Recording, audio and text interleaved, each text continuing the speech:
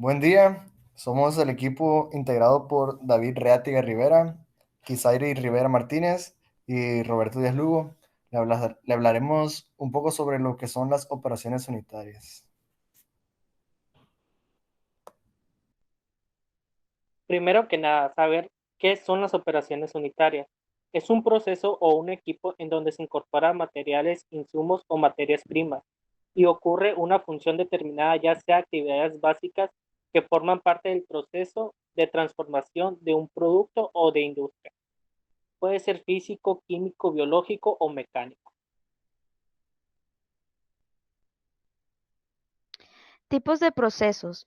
Para poder tener una mejor comprensión acerca de los procesos, me gustaría comentar primero un ejemplo, el cual nos dice que en una planta química, para obtener el producto final deseado, el proceso se realiza en varias etapas, las cuales podrían ser la recepción de la materia, de las materias primas, la preparación de dichas materias, la obtención del producto final deseado, purificación, entre otras. Y bueno, en estas etapas se pueden realizar procesos netamente físicos. Esto quiere decir que las especies químicas que intervienen no cambian, en donde no se produce una reacción química, aunque las mismas pueden cambiar de fase o estado o procesos químicos en los cuales por medio de una reacción química las especies químicas cambian. Las etapas en donde se producen cambios netamente físicos son denominadas operaciones unitarias. En cambio, las etapas donde se produce una reacción química se llaman procesos unitarios. Como se comentó anteriormente, si en una etapa se produce alguna reacción química, esta se denomina proceso unitario. Y un proceso unitario puede ser cualquiera de las siguientes que aparecen aquí en pantalla: el alcohólisis, condensación, deshidratación, entre otras.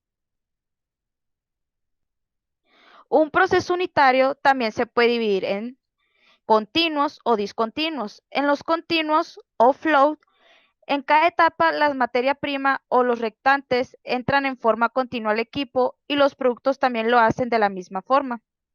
En los discontinuos, en este caso, pues el equipo se carga con la alimentación, se realiza la operación o el proceso y después se descarga el producto. Los continuos también se pueden dividir en estados estacionarios, que es cuando los parámetros que definen las corrientes que llegan o salen del equipo, así también los que controlan el equipo, no varían con el tiempo. Y en estado no estacionario, que es cuando los parámetros mencionados anteriormente varían con el tiempo. Esta situación normalmente sucede cuando se pone en marcha una planta o un equipo determinado. Las operaciones unitarias se dividen en tres. Se divide en materia, energía y simultánea. En la materia se encuentra la destilación, absorción, extracción e intercambio iónico. En la energía, conducción, convección y radiación. Y en simultánea, cristalización, secado y liofilización. Ramas de las operaciones unitarias. Tenemos dos ramas principales que son las difusionales y no difusionales. En las difusionales son todas aquellas en donde se establece un equilibrio dinámico entre fases, ya sean estos líquido-vapor, líquido-líquido o líquido-sólido. Un claro ejemplo de esto podría ser la destilación de una mezcla de alcohol-agua para la obtención de alcohol de 96 grados. Los no difusionales son aquellos en donde no se establece un equilibrio entre fases. Por ejemplo, flujo de fluidos, molienda, sedimentación, filtración, entre otras. En la materia podemos encontrar la destilación es una técnica de laboratorio utilizada en la separación de sustancias. Consiste en separar una mezcla de varios componentes aprovechando sus diferentes volatilidades o bien separar materiales volátiles de otros no volátiles. La absorción consiste en la separación de uno o más componentes de una mezcla gaseosa con la ayuda de un solvente líquido en cual forma solución. Extracción es una técnica utilizada para separar un producto orgánico de una mezcla de reacción o para aislarlo de fuentes naturales. Y por último, intercambio iónico.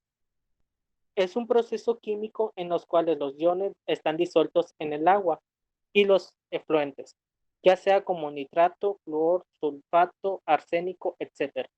Se intercambian por otros iones con una carga similar. En la energía se encuentra La conducción es el mecanismo de transferencia de calor en el que la energía térmica se transfiere de un punto a otro por medio de la interacción entre los átomos o moléculas de la materia. Convección es el calor transmitido de un líquido o un gas como consecuencia del movimiento real de las partículas calentadas en su seno. Y por último, radiación. Es la propagación de energías en forma de ondas electromagnéticas o partículas subatómicas a través del vacío o de un medio material. Simultánea. Aquí se encuentra la cristalización, que es un proceso físico por lo cual a partir de un gas, un líquido o una disolución de iones, átomos o moléculas establecen enlaces hasta formar una red cristalina de unidad básica de un cristal. Secado. Es la eliminación de agua de un sólido, líquido o gas. Y por último está la liofilización. Es una técnica de conservación de alimentos basada en el desecado de determinados materiales por medio de sublimación del agua contenida en este. Ahora los fenómenos de transporte implícitos en las operaciones unitarias. Primero, definiendo qué son los fenómenos de transporte, se puede decir que los fenómenos de transporte estudian cómo la masa, calor y la cantidad de movimiento se transfieren impulsados por un potencial, venciendo así una resistencia y determinando así un cierto flujo de resistencia.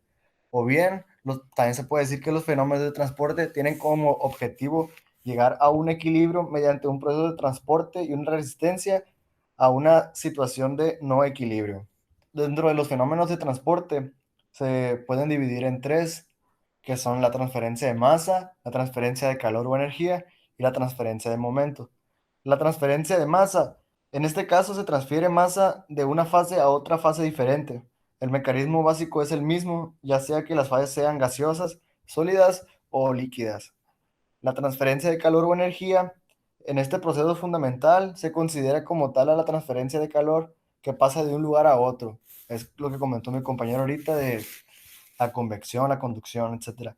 Y la transferencia de momento o de movimiento también, como se le puede llamar, se refiere a la que se presenta en los fluidos en movimiento.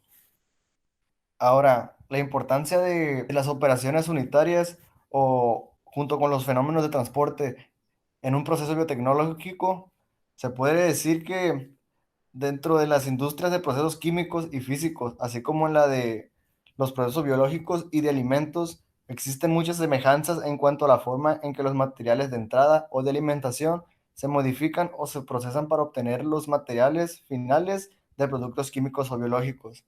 Todo este tipo de operaciones individuales tienen técnicas comunes y se basan en los mismos principios científicos.